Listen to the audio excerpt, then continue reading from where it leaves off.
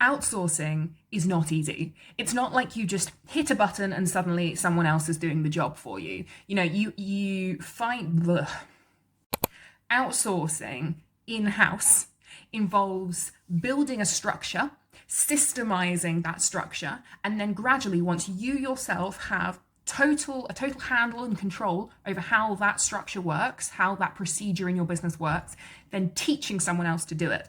And then when you teach someone else to do it, they can't take it all on in one go. They need to learn a little bit, and then do that bit. And then once they've got a handle on that, they do a little bit more. And then, maybe they make a mistake, or maybe they don't understand something, and you need to explain it really, really clearly. And you thought you explained it clearly the first time, but you didn't explain it clearly. And so there's been some miscommunication.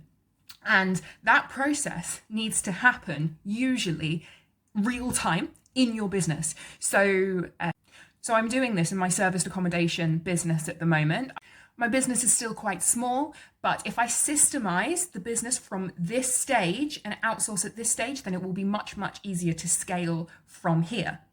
And so that means you've got to find this balance of being very, very clear and precise with your team, but also allowing them the space to work it out for themselves and to do the steps for themselves, and to not get involved too much and do their job for them. Because the point of this is you're outsourcing so that you don't have to do that aspect of the business, and then your team has more autonomy to do that aspect of the business for themselves. So it's systemized and outsourced, but there are so many growing pains.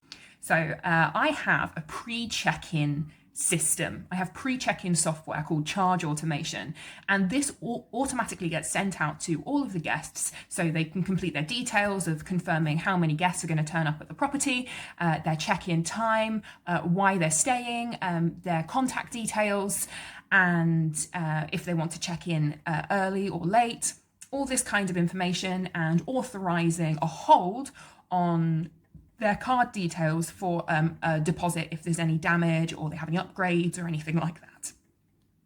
Now, I implemented this software probably about 2 months ago. So I have guests that actually booked really far in advance and booked maybe 3 months ago.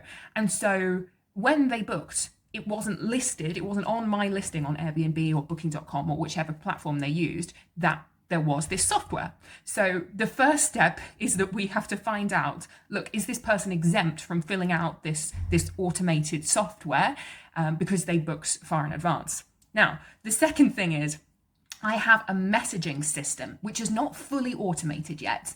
And my assistant, or one of my assistants, is responsible for ensuring that those messages all go out. However, I clearly hadn't explained something well enough, and my assistant thought that those messages should only go out to guests on one of the OTAs, the online travel agents, in this case Booking.com, and not to all the Airbnb guests. And I didn't realise that this information, I hadn't communicated this information clearly enough. And so it got to about 10 hours before a guest from Airbnb was due to check in, and the Airbnb guest hadn't received the end of this messaging procedure. Now, not only had they not received the end of this messaging procedure, they hadn't completed the software, the Charge Automation pre-check-in form via that software, because we didn't have an email on record for them. Why didn't we have an email on record for them? Because on Airbnb, this person's email wasn't registered, and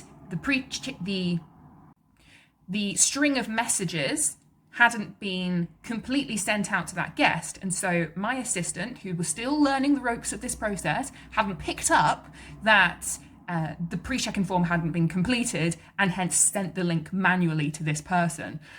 Right. And so it gets sprung on the guest on the day of their booking that there is a hold on their credit card details, and they have a form to complete, and you've got to balance up that your team needs to learn, and your team needs to be able to, learn kinesthetically, learn by doing. And the only way that you're going to be able to outsource is by going through these teething problems with your team so that your team can learn. But at the same time, it's going to have a slight knock-on effect on your guest experience when there are inevitably these hiccups in this process. And it's been very, very, very frustrating. Meanwhile, on this same day, I get a call from the cleaners to say, we have a slight problem. The keys are not in the key safe. And what the previous guest did was they couldn't work out the key safe. And so instead of calling us to ask how to work the key safe, they posted the keys back through the letterbox. Now, fortunately, I have spare keys and I don't keep the spare keys with the original keys. So if anything like this happens, there's a spare set of keys. However, it did mean that when the cleaners turned up, we hadn't been over to the property with a second set of keys, and so the cleaners couldn't get in. So you wake up in the morning and you realise that you haven't explained clearly enough to your remote assistant who does all of your admin what the procedure needs to be. Your guest doesn't know what's going on, and the cleaners can't get into the building. Fantastic, fabulous. Welcome to Friday morning, yay.